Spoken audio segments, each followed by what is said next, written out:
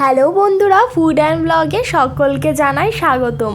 আজকে আমার প্রথম ব্লগে সকলকে দেখবার জন্য অনুরোধ রইল আমার তরফ থেকে, আর সকলকে জানাই হ্যাপি নিউ ইয়ার। ফ্যামিলি সবাই মিলে আগের থেকে প্ল্যান করে রেখেছিলাম নিউ ইয়ারের প্রথম দিনই পিকনিক করতে যাব। কাছেই গেছিলাম, বেশি একটা দূরে যাইনি, বাড়ি থেকে মাত্র এই 15 মিনিটের মতন রাস্তা হয়েছিল। দেখতে দেখতে কিন্তু চলেও আসলাম। আর এই সেই ঢোকার সময় দেখো একটা গেটের মুখে একটা বেশ সুন্দর ছোট একটা বাগানও পড়েছিল।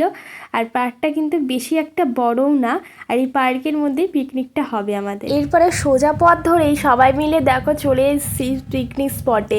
আর এই দেখো গাছের নিচে পিকনিক করতে কিন্তু একটা বেশ মজাই আলাদা লাগে, তাই না? সেই মনে হয় সেই ছোটোবেলায় বনভোজন বইতে পড়েছিলাম, সেই বনভোজনের মতনই যেন আজকে লাগছিল আমার। খুব দারুণভাবে সবাই মিলে কাটিয়েছি, তো সেটাই আজকে শেয়ার করব। আর চারপাশে গাছপালায় ভর্তি দেখো। ফ্যামিলির মধ্যে সেরকম কেউ এখনও এসে পৌঁছায়নি, আসার মধ্যে শুধু আমি, মা, বোন আর কাকিমাই এসেছি, তো বাদবাকি সবাই আসছে।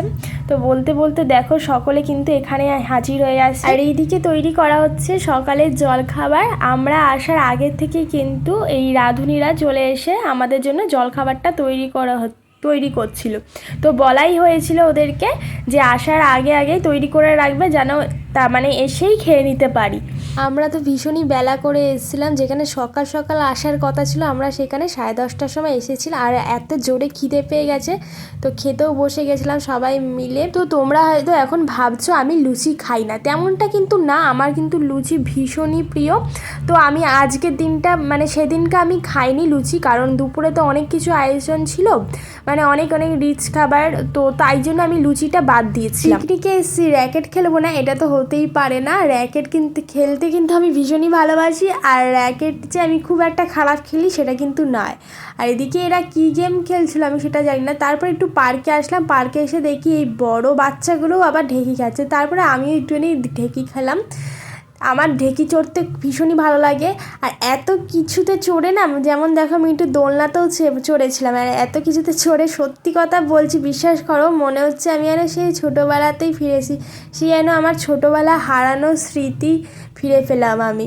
এরপরে আমি আর বোন মিলে আবার একটুখানি স্লিপও কাটলাম, দারুণ লাগলো, সেই কত বছর পরে স্লিপ কাটলাম। আর এই দেখো এটা দেখেছো, একটা সদস্য কিন্তু পিকনিকের সদস্য দেখেছো আমাদের সাথে এসছে, অনেক রকমের কথা জানে, আবার অনেক রকমের আওয়াজ করতে পারে। যেমন দেখো বন্দুকের আওয়াজও করলো কিন্তু একটু আগে, আর ভীষণই কিউটি। তারপর একটু চারপাশটা ঘুরে ঘুরে দেখছিলাম। সত্যি কথা বলতে এই জায়গাটায় আমি জঙ্গল ছাড়া আর কিছুই খুঁজে পাইনি, না তো আছে কোনো কিছু দেখবার, তো কিছুই নেই, শুধুমাত্র একটা ছোট্ট পার্ক ছিল আর এই যে পিকনিক করা একটা স্পট।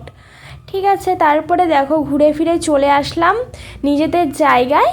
এসে দেখছি সব দুপুরের আয়োজন, রান্না বান্না শুরু করা হয়ে গেছে। তো এখানে আবার সবাই মিলে একটু বসে গল্প করছিলাম। তো সবাই এখন একসাথে আছি। হ্যাঁ, আবার এই মানে কালকের পর থেকে সবাই আবার আলাদা হয়ে গেছি, তাই জন্য একটু ভালো করে জমজমাট গল্প যা আছে সব কিছুই করে নিলাম।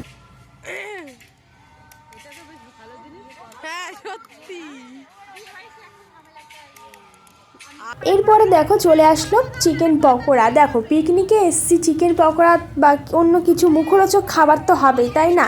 সত্যি কথা বলতে চিকেন পকোড়াটা কিন্তু রাঁধুনিরা একদমই ভালো করে রাঁধতে পারেনি।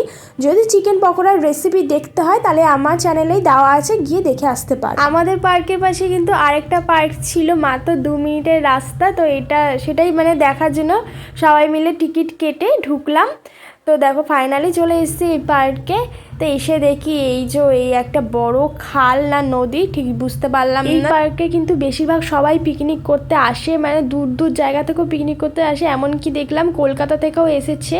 আর বাইরে তো দেখলেই একটা বড় বাস দাঁড়িয়েছিল, এখানে পিকনিক করতে এসছে সবাই মিলে বাসে করে। পিকনিক স্পটটা বেশ বড় ছিল, মোটামুটি এলাকা জুড়ে ছিল, আয়তনে একটু বড় ছিল সোয়াখালের থেকে। তবে আমার কিন্তু খুব একটা ভালো লাগেনি, মানে পছন্দ নাই জায়গাটা ঠিক। এই দুই ধার দিয়ে দেখো মাঝারি সাইজের গাছগুলো কি দারুণ লাগানো ছিল, আর চারোপাশ থেকে মানে অনেক রকমের গাছ, মানে আমি তো খুব গাছ ভালোবাসি, আমার কাছে এগুলো ভীষণই ভালো লাগছিল। এদের তো সবসময় বাচ্চা সাজতে ইচ্ছা করে, তাই জন্য দেখো আবার দোলনার মধ্যে চেপে গেছে। আর এই দেখো এদিকে ছোট্ট বোনটা আবার দোলনা থেকে উঠতেও পারছে না, কি কাণ্ড। আবার এদিকে আমরা আইসক্রিম কিনেছিলাম, আবার দেখে যে এই বড় বড় দুটো মেয়ে মিলে আবারও এই বাচ্চাদের এর মধ্যে চেপেছে, কি অবস্থা বলো তো। তারপরে দেখো আবার আমরা সবাই মিলে চলে এসে আমাদের যে যার জায়গাতে চলে আসলাম। আমরা আমাদের পিকনিকের স্পটে দেখো চলে আসলাম আবার।